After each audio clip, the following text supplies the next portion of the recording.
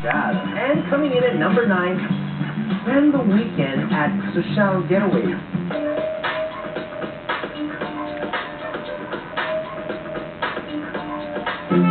A social always gets tired of the hustle and bustle of urban living and would always take the chance to get away from it all, even for the weekend.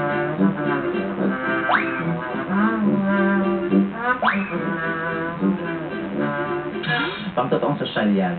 Mga ganyan, like you go to Batangas for scuba diving, or you go to Boracay, di ba? Or mga, the in-place now is Bohol. Parang all of a sudden, all the private resorts are now in Bohol.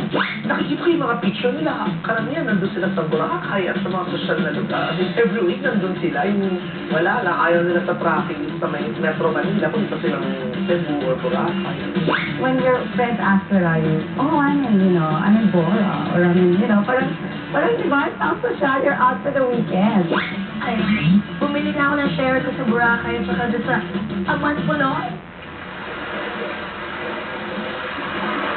Eto na ba yun? Oh my gosh. And the room that I stayed in, nako, nung buhay pa siya, si Marlon Brando, ang natulog sa kama na yon. Hindi ko talaga pinaling. Gosh, hinigaan ko talaga kung saan umiga si Marlon Brando. Boracay, Bohol, Palawan, Camsur, Batangas, Tagaytay, Amanpulo, name it, and most probably, the socials have been there, done that. Ngayon, everybody's like wanting na parang secluded area. So, mga ganyan. If you want to be social, you have to also know what the in places to go to now, di ba? Nagpapakita yan na meron kang anda na pampunta sa mga ganyan. Di ba? So parang may education ka at you have the luxury of time to do it. Yan ang mga social na parang hindi ako ngarang sa trabaho. Parang mayaman ako, hindi ko masyado kailangan mag-work at mag-travel ako. May ganun mood. For me, it's family weekend eh. We go like to Tagaytay or, we really go out of town only because it's just polluted here masyado na talagang you want to get out of the city and all. Thank you so much. Though being gone for the weekend is a cool and sure sign of kasosyalan, some people overdo it and they end up being labeled as TH or trying hard to be social. Don't want that. Sean?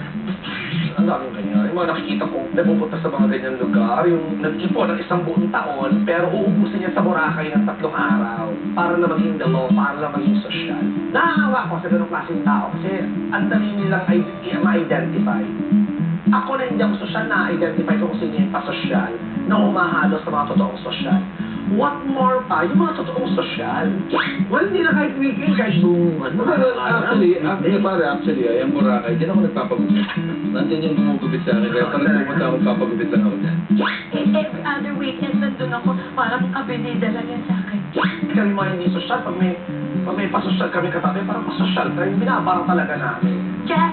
Yung mga totoong sosyal, hindi nila binabara yan mga yan kasi siguro naaawa sila. Or, yung mga totoong sosyal, pag meron silang nakikita ang pasosyal na sumasama, tumitigil sa kanila, siguro tinatrato na lang nila yun na yun ang kanilang charitable institution. And speaking of charitable institutions, our next entry at number 8 is exactly that. Sponsor a favorite charity or champion an advocacy.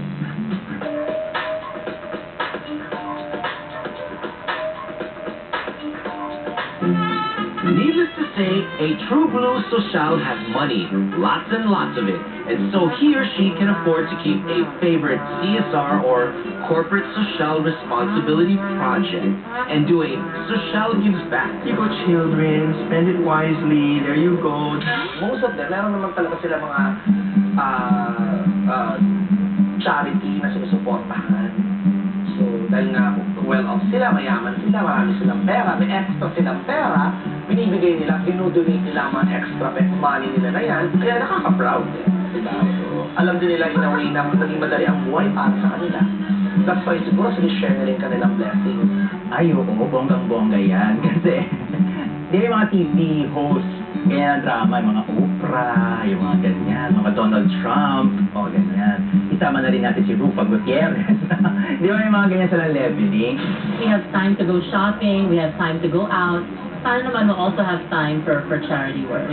In that level of mga social, they really try to help others kasi na parang I mean, they can afford to help. And you also network, with other people that really have the advocacy of whether mga breast cancer or mga orphanage, yung mga ganyan.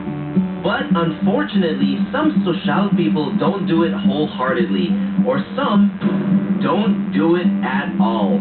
Yung iba siguro, kunwari-kunwarian lang para lang masabi na meron siyang advocacy. Yung iba naman talagang authentic na tumutulong. Yung reality, hindi naman yan ang basya ng pagiging sosyal. Kasi in fairness, meron din naman kayo ako makakilala. Ako meron, hindi naman ako sosyal, hindi naman ako mayaman. Pero yung mga tinutulungan naman ako mga charitable institution. Nagpa-practice na yung iba dyan na talagang pangarap na maging sosyal. So medyo kumakabit-kabit na sila sa mga activities na ganyan. O kunyari, nagbibigay ng mga pudang, nagbibigay ng anda, o gano'n. So kahit hindi naman sa kanila galing yon at doon sa organizer, okay pa rin yun. Kasi malay mo in the future, sila na ang gagawa ng gano'n. But of course, let's give props to those who really know the value of help. Social or pas-social. Well, Magic and Ariel po, meron po kami foundation. Ahon sa Putik Foundation. At sa amin naman po, meron yung loading program. Nagpapaload kami. Yung sa loading program po namin, dapat po 16 to 25 years old. Single. Parang hindi naman mukhang sakim ang dating. So, since mayaman ka na nakakaangat ka sa iba, may help ka naman. Yeah, di ba? Kung puro pang impress sa ibang tao, what for? But if you're gonna impress to help, it makes a difference.